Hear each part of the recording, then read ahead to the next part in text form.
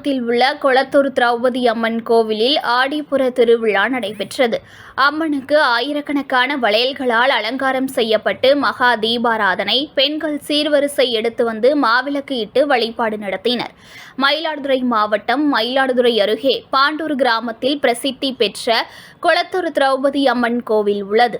இக்கோவிலில் ஆடிப்புற விழா கோலாகலமாக கொண்டாடப்பட்டது.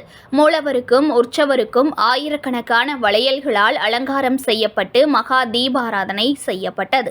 இதில் ஏராளமான பெண்கள் கலந்து கொண்டு மாவிளக்கு தீபமிட்டு சீர்வரிசை எடுத்து வந்து அம்மனுக்கு சமர்ப்பித்து வழிபாடு மேற்கொண்டனர். பக்தர்களுக்கு அம்மனுக்கு சாற்றிய வளையல்கள், மஞ்சள், குங்குமம், பிரசாதங்கள் வழங்கப்பட்டு அன்னதானம் நடைபெற்றது.